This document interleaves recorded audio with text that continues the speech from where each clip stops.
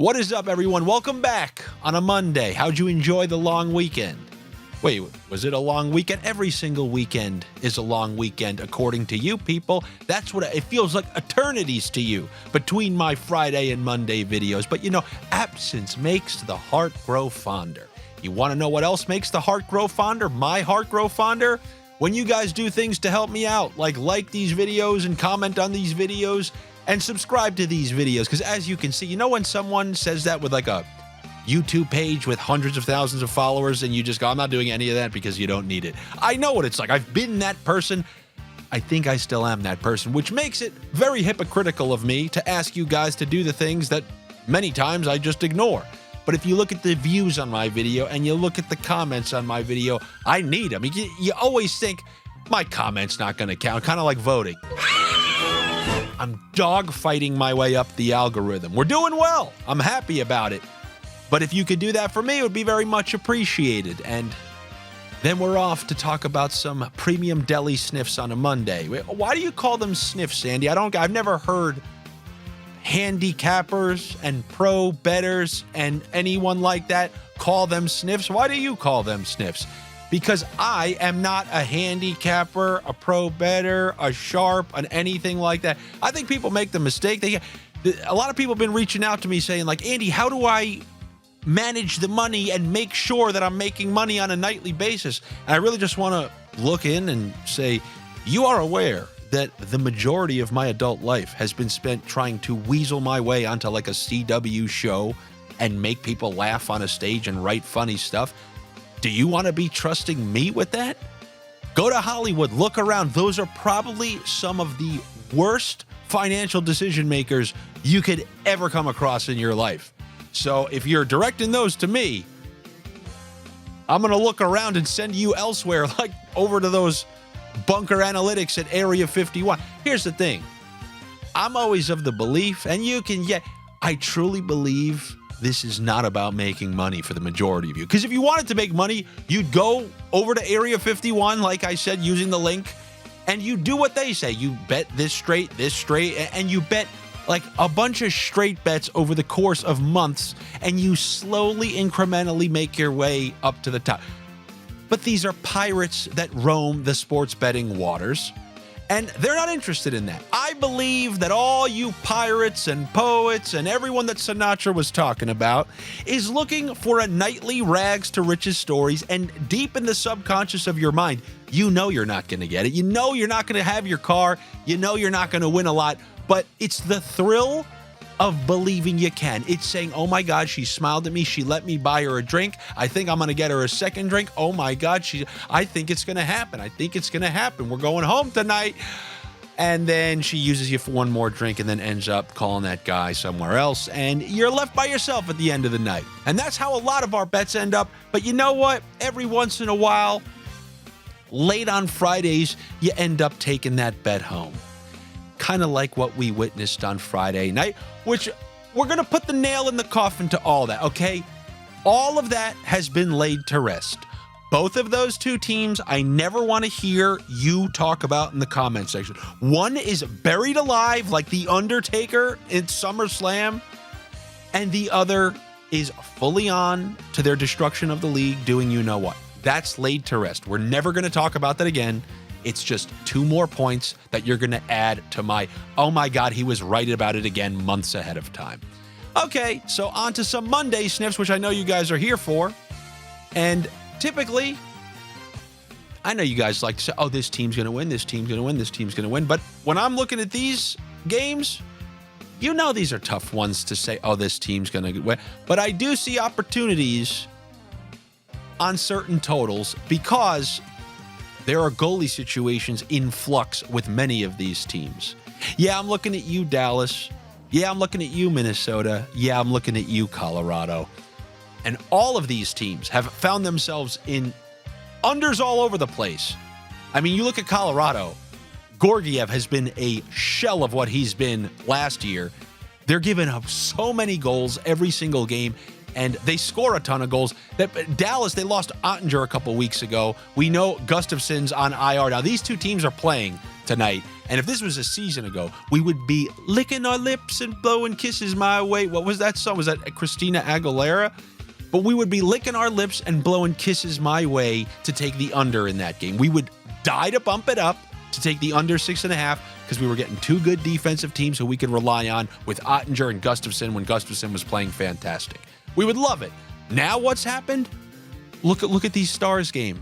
I mean, they're throwing Wedgwood in there. They're trying to outscore teams. They're falling behind at home to Chicago, falling behind at home to Nashville, and they're trying to outscore teams, win 5-4.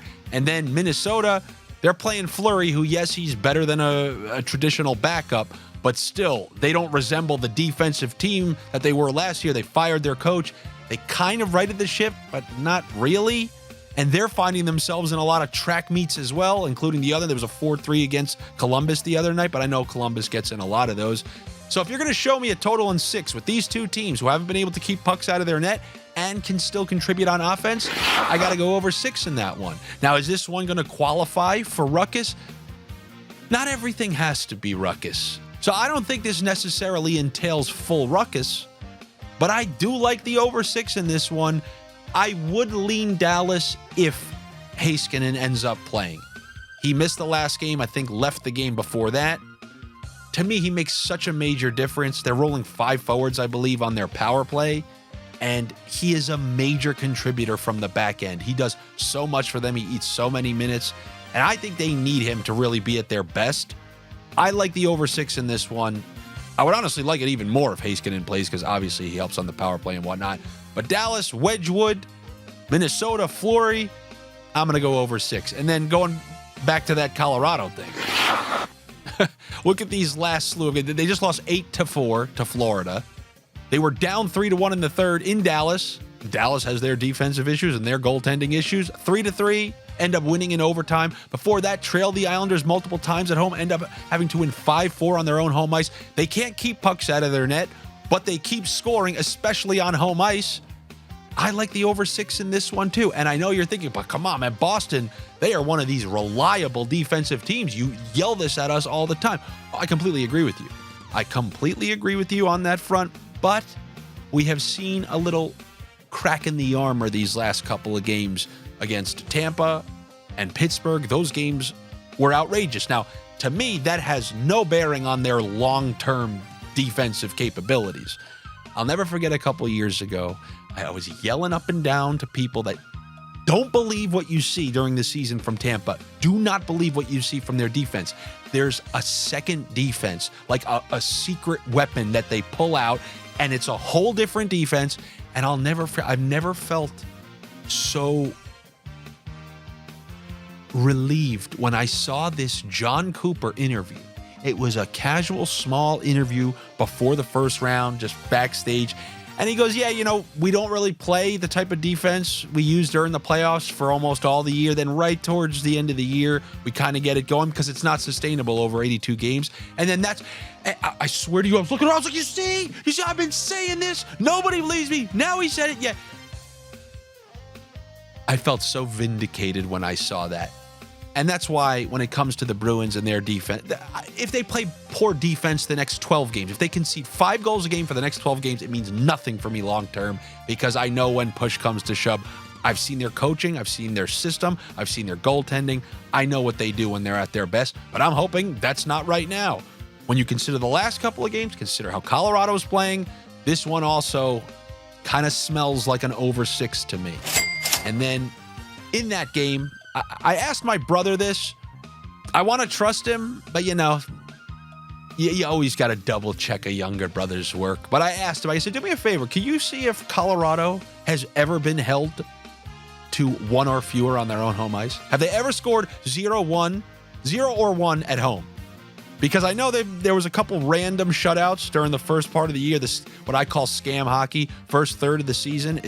None of it matters. Every single result you've seen does not matter the first third of the season. And that's why you get you-know-who defending you-know-who and you-know-who not believing in you-know-who. Yeah, I treat them like Voldemort now. But I believe nothing in the beginning of the year, so those scam shutouts happen. But I go, on their own home ice, have they been held down? He goes, I don't see one. You sure about that? You can double check that. But if they haven't been held to under 2, that offense in Colorado, the whole season, then I think with that goaltending, it's a great opportunity to take both teams to score 2+. And I know you're going to say, I mean, that's crazy odds. Why would I want to take that? To me, those are always great to gas up other prices. If you got something else you like, maybe even another sport, I don't know, and it's like -190, and you want to push that over to plus money, sometimes I add these both teams to score 2+. You sure about that? That's why? And it's not the only one I like on the night. I also like that in the Rangers-Vancouver game. We know that Vancouver, great power play. They're high-end pieces. They're really producing all season long. Last game, I think Hughes had 3 points, Miller 2 points, Pettersson 2 points. And they're going up against the Rangers, who Shesterkin, he is playing better, but then we saw what happened in that game with you-know-who. I won't say their name. Quick has kind of come back, as you've seen these last couple of games. 2 goals, I think that's very fair to ask for. And we know the Rangers can score. We know how vicious their power play. Elite power plays make hitting that both teams to score 2+ considerably easier when you don't have to always chase it 5-on-5. So I do like that in this one. If you take both of those together, that's actually plus money right there. If you want to go that way, you know, you can always sniff your own way. You sure about that? There is one under on this slate that I do tend to like, and that is Philadelphia at home against Pittsburgh. A couple of reasons here. Number one, there's obviously a little rivalry factor between these two teams where you get that intensity. Maybe the refs do let a little more go because it is that rivalry game that has something a little bit closer to a playoff vibe to it. Also, if you look at the last 6 games, I think, between these two teams, I believe only one of them went over a 6.5. And then also, we know Tortorella. If Tortorella gets a lead at any point in this game, we've seen the Flyers, they've been able to shut down many quality offenses. As recently as in Vancouver, they took a 1-0 lead. Vancouver couldn't get anything all game long, and then they slowly built on it, but it stayed under 6.5, which is always what we're looking for. So in this matchup, I do believe that the Flyers can keep this one lower scoring. You're playing with fire a little, I won't lie, when you're dealing with Pittsburgh. Pittsburgh is not full-on insanity all the time. Okay, they just played Buffalo over the weekend, which should be the epitome of ruckus. Pittsburgh, Buffalo, goals all over the place. Ends up being 2-1 in the third, empty netter 3-1. That is a capability, by the way. I mean, just because two teams have high ruckus potential, it's like putting 2 good-looking people in a room. Doesn't mean they're always going to like each other. It just means you got 2 good-looking people in a room, and there's probably a decent chance they're going to smile at one point in the night. Hi, Jan. Anyway, I like the under 6.5 in that game between the Pens and the Flyers. And if you're thinking, come on, man, we come here, we want to know who's winning this game, who's winning this game. Look, it ain't easy on this slate, but I will say this. If you look how Colorado's playing, whether it's that loss last game or having to fight to come back in Dallas or having to fight to come back against the Islanders, they're not winning cleanly in this most recent stretch.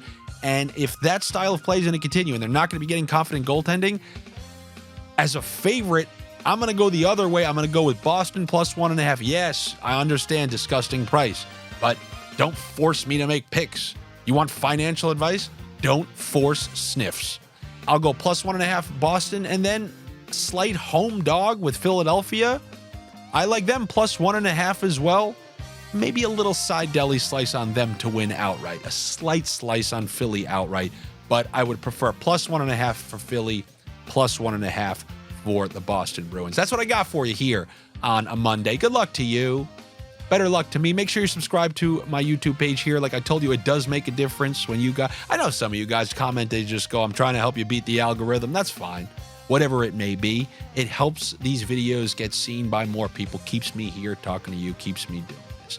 And then obviously you can subscribe to the Patreon, which also supports me, because this show is not brought to you by Reese's Peanut Butter Cups. Even I really liked Reese's Peanut Butter Cups as a kid.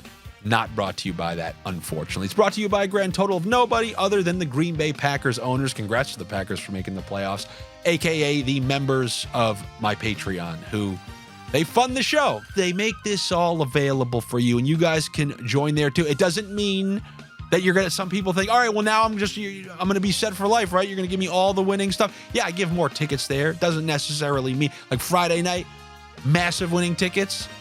Sunday, not so massive winning tickets. It's going to happen, but we got a chat thread there. You can join if you want, or just help me grow the channel here. Or you can be a prick and just say, I ain't doing a goddamn thing, because I have been that person before as well. All right? I'll be back with you guys tomorrow. Take it easy and good luck.